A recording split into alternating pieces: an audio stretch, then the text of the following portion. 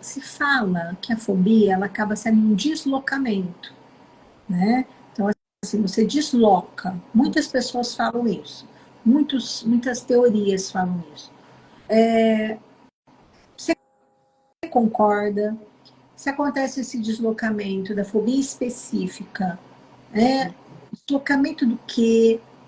Da fobia social, da agorafobia. Sim. Você foi falando, né, que assim, vamos puxar o fiozinho lá para trás. Então, está deslocando do quê? E para que desloca? Porque eu imagino que seja para suportar. Isso. Muito boa a tua pergunta, Cláudia, porque eu esqueci de falar isso. Obrigada Fica pela pergunta. tranquila, fica tranquila.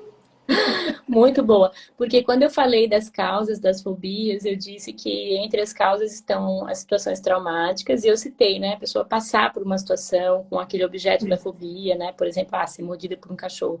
Mas existem muitos casos em que não existe uma relação direta, e isso realmente são muitos casos. Não existe uma relação direta entre o objeto da fobia e o que a pessoa viveu.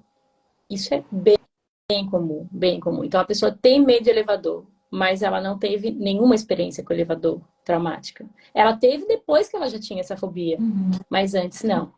Então, esse deslocamento, e quem falou primeiro disso foi Freud, né? Esse é um mecanismo de defesa mesmo, onde a situação que a pessoa viveu é tão traumática, é tão fortemente traumática que o sistema psíquico não é capaz de suportar. Então, por não ser capaz de suportar, ela desloca para um outro objeto.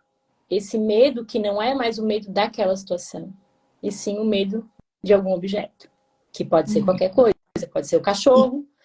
que ela, inclusive, esquece, né?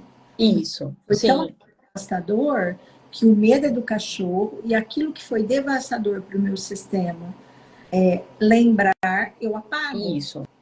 Isso, fica numa área da memória que eu não tenho acesso, que daí Freud chamou de inconsciente, mas enfim, a gente sabe que existem áreas da memória que a gente não, que o paciente não consegue acessar sozinho, né? Às vezes vai acessar em sonhos ou em alguma outra situação, mas que ele não vai acessar sozinho. E nessas áreas, muitas vezes, existem essas memórias terríveis que a pessoa viveu, que podem ter levado realmente a ela desenvolver uma fobia por deslocamento. Então, ela passa a ter fobia de algum objeto, mas não tem nada a ver com aquilo que ela viveu. Inclusive, Freud teve um caso clássico de fobia de cachorro, onde ele explica esse deslocamento, né? Ele tem um caso clássico.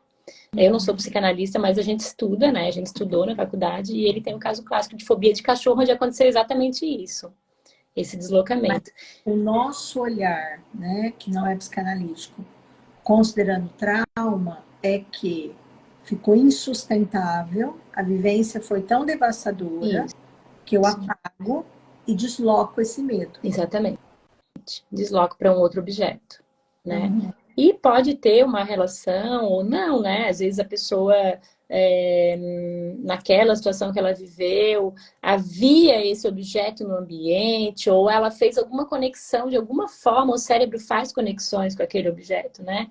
E aí o objeto toma o lugar da cena. É mais fácil eu sentir medo de cachorro do que eu me lembrar todos os dias de que eu fui abusada pelo meu pai, por exemplo. Sim. É mais fácil eu sentir medo de cachorro do que eu me lembrar de que eu apanhava todos os dias até cair, por exemplo. Né? Ou de que eu levei uma surra gigante quando eu era muito pequena. Então, esse deslocamento realmente acontece. E muitas vezes, quando a gente vai trabalhar fobias, a pessoa vem com aquela objeto da fobia, né? Ah, tem medo de voar, mas não lembro, né? A primeira vez que eu senti foi com 27 anos, num voo que deu uma turbulência. Não, não foi. Porque esse tipo de fobia não acontece na idade adulta, não começa na idade adulta. Então a gente vai mais para trás e muitas vezes vai perceber que aquela criança não se sentia segura. Ela não estava num ambiente de segurança em casa, né? Ela constantemente passava por situações em que ela se via vulnerável, sem os pais por perto, ou os pais não estavam dando bola, não estavam prestando atenção e ela estava ali se sentindo vulnerável. E a fobia dela tá nisso, não tem nada a ver com o avião. Mas o avião é uma situação em que ela se sente vulnerável também. E aí tem a conexão ali que faz o cérebro, né?